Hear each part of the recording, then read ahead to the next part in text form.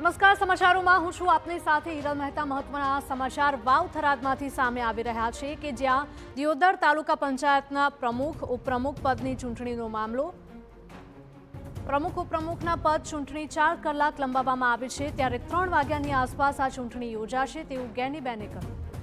ચૂંટણીના સમયની યોગ્ય જાહેરાત ન થતાં કોંગ્રેસના નેતાઓમાં રોષ ભભૂકી ઉઠ્યો છે।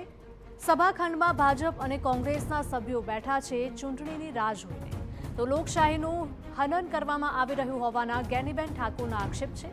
કોંગ્રેસના એક મહિલા સદસ્યની મેડિકલ પરિસ્થિતિ ગંભીર છે। ચૂંટણી અધિકારી અને દિયોદર એસડીએમની તબિયત લથડતા સમય બદલાયો। 11:30 વાગ્યાના બદલે 3 વાગ્યાની આસપાસ ચૂંટણી યોજાય તેવી સંભાવના।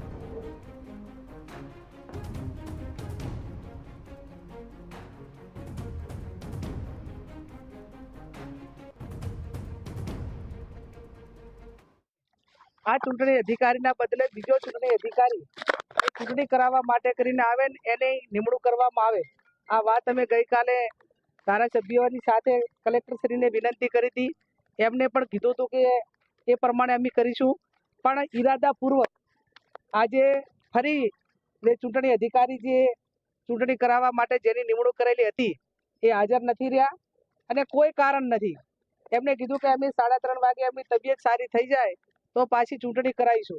તો મારે વહીવટી તંત્રને, કલેક્ટરને, ચૂંટણી અધિકારીને કહેવું છે કે હવે તમે ભાજપનો ખેસ પહેરી લો અને ઘડતા 2 સભ્યો, એક પ્રાંત અધિકારી સભ્ય થઈને બેહે અને એક કલેક્ટર થઈને સભ્ય બેહે કે અમે ભાજપના 2 સભ્યો છીએ અને બહુમતી થઈ જાય। અને એવું ના થાય તો તમે તમારી રીતે પ્રોસિડિંગ લખી અને ભાજપનો પ્રમુખ ને ઉપપ્રમુખ જાહેર કરી દો। તમારે હવે તમે બ્યુરોક્રેસી નથી, તમે ભારતીય જનતા પાર્ટીના દલાલ છો, તમે ભારતીય જનતા પાર્ટીના પટ્ટાવાળા છો, ભારતીય જનતા પાર્ટીના સભ્ય છો ને ભારતીય જનતા પાર્ટીના એક ચૂંટાયેલો પદાધિકારી નહીં પણ એક સામાન્ય ઓલો હોય એ પ્રમાણેનું તમારું વર્તન છે કરાવશું। એટલે ક્યાંક ને ક્યાંક આખી કાર્યવાહી શંકાસ્પદ છે। જાણે જોઈને ચૂંટણી ટાળે છે, સભ્ય તોડવા માટે કરીને, હોર્સ ટ્રેડિંગ કરવા માટે કરીને જે રીતે સરકારના દબાણમાં ચૂંટણી અધિકારી હાજર નથી રહ્યા એ ખૂબ જ દુઃખદ છે। આ લોકશાહીનું હનન થઈ રહ્યું છે, ખૂન થઈ રહ્યું છે।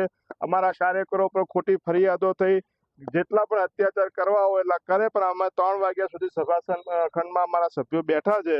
એક બેનને ડિલિવરી છે, આજે 27 તારીખ આપેલી છે, તબિયત સારી નથી, ત્યારે આજે નીચે પથારી રાખીને અત્યારે અહીંયા સભાખંડમાં જ્યારે ડોક્ટરોને નિગરાનીમાં રહેવું પડે, આથી મોટું કોઈ।